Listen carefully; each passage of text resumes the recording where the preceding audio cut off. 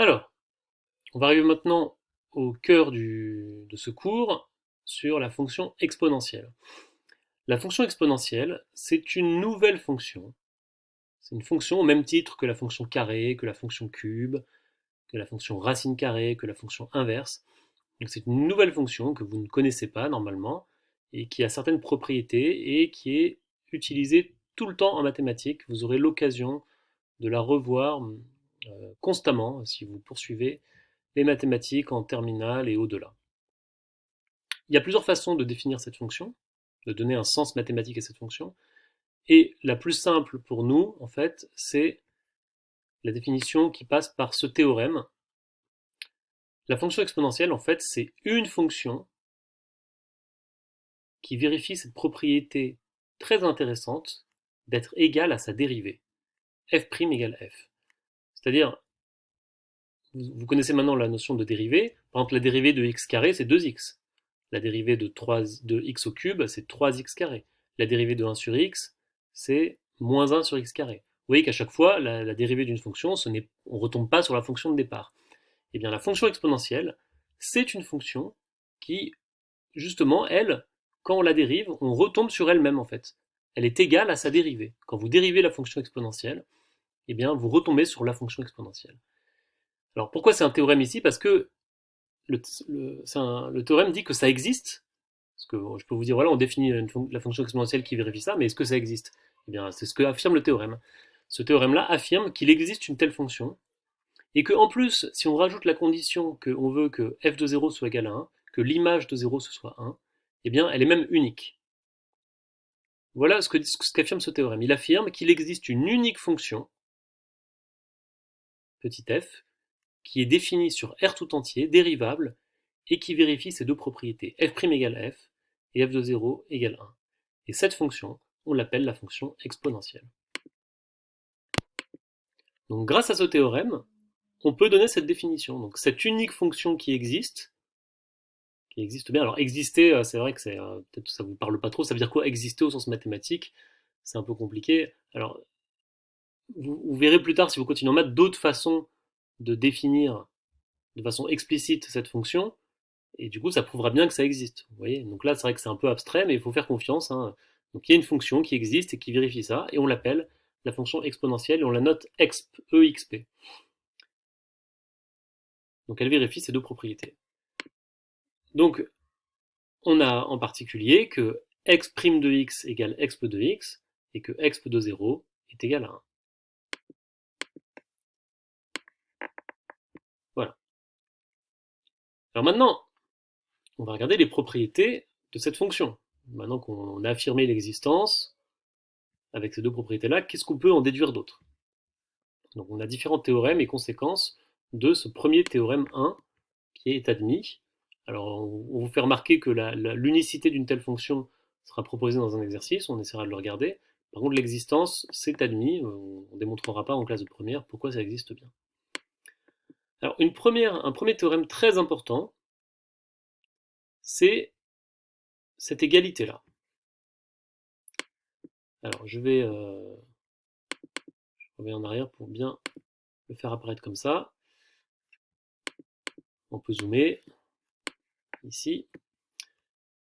Donc exp, c'est la fonction exponentielle, hein, qu'on vient de définir. Eh bien, vous avez la propriété que pour tout réel x et y, n'importe quel nombre, l'image de x plus y par la fonction exp, donc exp de x plus y, est égale au produit des images. Donc vous voyez, la fonction exponentielle, elle transforme une somme en produit. Et ça, c'est une propriété très importante et très utile. Voilà, vous avez deux nombres, vous les additionnez, vous prenez l'image de cette somme par la fonction exponentielle, eh bien, ça vous donne la même chose que si vous faisiez d'abord l'image de x et l'image de y et vous les multipliez entre eux. Ça fera le même nombre.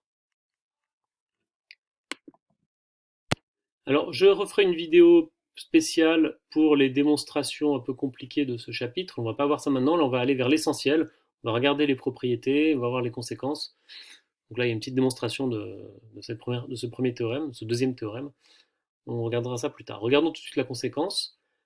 Eh bien, si pour x et y, on prend des nombres particuliers, on prend x et on prend un réel x quelconque et on prend son opposé moins x. Eh bien, si on fait exp de x fois exp de moins x, d'après la propriété précédente, ça va faire exp de x plus moins x. Vous voyez, si on prend y égale moins x, quand on fait exp de x moins x, ça fait exp de x fois exp de moins x. Mais x moins x, ça fait 0, et exp de 0, on sait que ça fait 1, par définition. Donc là, la démonstration, elle est très simple. Hein. Il suffit d'appliquer le théorème dans le cas particulier y égale moins x. Voilà, c'est ce que je disais, on fait exp de x plus moins x, ça fait exp de x fois exp de moins x. Et comme ça fait 0, ça fait exp de 0 égale ça, et exp de 0 c'est 1. D'où voilà, d'où cette propriété-là. Alors, passons au grand B, de ce grand 2, à propos du nombre E. C'est une constante fondamentale mathématique, le nombre E, que vous avez peut-être déjà vu ça sur votre calculatrice. Eh bien, le nombre E, c'est simplement exp de 1, c'est l'image de 1. Alors, on sait par définition que l'image de 0, c'est 1, parce que la fonction exponentielle est définie par cette propriété, exp de 0 est égal à 1. Et qu'est-ce que l'image de 1? Bah, en fait, c'est un certain nombre, voilà, et qu'on appelle E. C'est un nombre qui vaut à peu près 2,7 quand on arrondit à un chiffre après la virgule, ou 2,718 si vous arrondissez à 3 chiffres après la virgule. C'est une constante vraiment fondamentale, l'image de 1 par la fonction exponentielle, et on la note simplement petit e.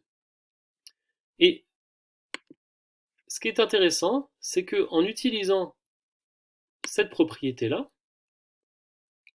regardez, exp de x plus y égale exp de x fois exp de y. Prenez x égale 1 et y égale 1. Ça fait exp de 1 plus 1, et 1 plus 1 ça fait 2. Donc exp de 2. Exp de 2 est égal à exp de 1 fois exp de 1. Mais exp de 1, on l'appelait e. Donc exp de 2 est égal à e fois e. Et e fois e, c'est quoi? C'est e au carré. Donc exp de 2 est égal à e au carré. Donc là, ce que je suis en train de... N'hésitez pas à revenir en arrière et à noter ce que je vous dis. Mais ce que je suis en train de faire, en fait, c'est exactement ce qui est fait ici pour prouver cette propriété. Exp de 1 égale e, on peut dire que e, c'est e puissance 1.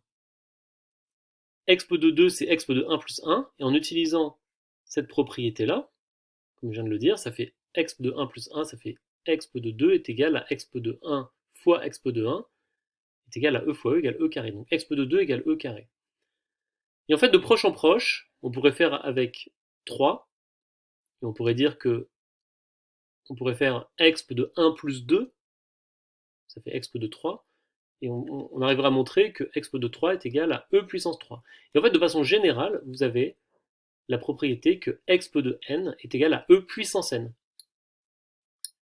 Donc l'image d'un entier n par la fonction exponentielle, on peut montrer que c'est égal à e puissance n. Vous démontrerez ça de façon rigoureuse par un procédé de récurrence que vous verrez en terminale. Mais là, on voit bien qu'on pourrait le faire. Ça marche pour n égale 0, c'est évident, puisque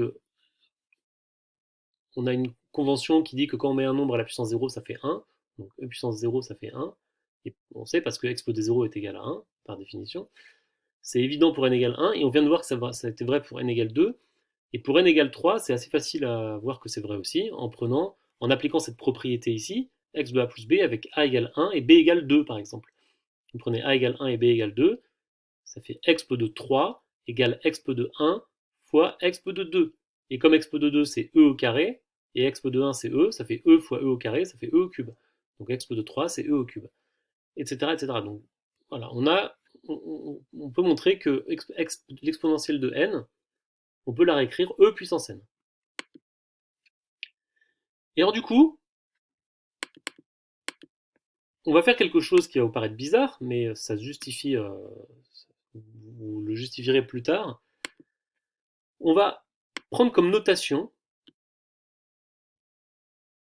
e puissance x pour tout x. On peut montrer que c'est vrai pour les entiers, et du coup, en fait, on va On peut même montrer que c'est vrai pour des entiers négatifs, on peut même montrer que c'est vrai pour des rationnels. Et en fait, donc il y a une façon assez naturelle de dire que c'est vrai tout le temps. Je ne vais pas détailler tout ça, mais en tout cas, on décide de noter tout le temps exp de x, e puissance x.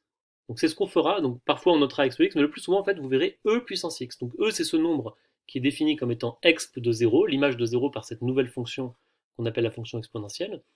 Et l'image d'un nombre quelconque x, plutôt que de le noter exp de x, on le notera e puissance x. Et finalement, la propriété qu'on a vue tout à l'heure, exp de x plus y égale exp de x fois exp de y, eh bien, si on la réécrit avec cette notation, elle s'écrit e puissance x plus y égale e puissance x fois e puissance y. Eh bien, c'est très cohérent avec ce que vous savez sur les puissances. Vous savez que quand vous prenez p et q des entiers et a un nombre réel, eh bien a puissance p plus q, ça fait a fois a fois a fois a fois a fois a, p plus q fois. Et donc en fait c'est égal à a puissance p fois a puissance q, parce que ça fait a fois a fois a fois a, p fois a fois a fois a fois a fois a, q fois. Donc voilà, ça c'est quelque chose que vous savez depuis la seconde, voire même depuis le collège, que a puissance p plus q est égal à puissance p fois a puissance q. Et vous voyez, c'est exactement la même propriété qui est ici. Mais en fait, maintenant, elle est vraie non pas seulement pour les entiers, mais pour tous les réels, parce que c'est une propriété fondamentale de la fonction exponentielle. Donc, en prenant petit e, ce nombre fondamental qui est exp de 1, l'image de 1 par la fonction exponentielle, eh bien, e puissance x plus y, c'est l'exponentielle de x plus y, est égal à exponentielle de x fois exponentielle de y. Donc, e puissance x fois e puissance y.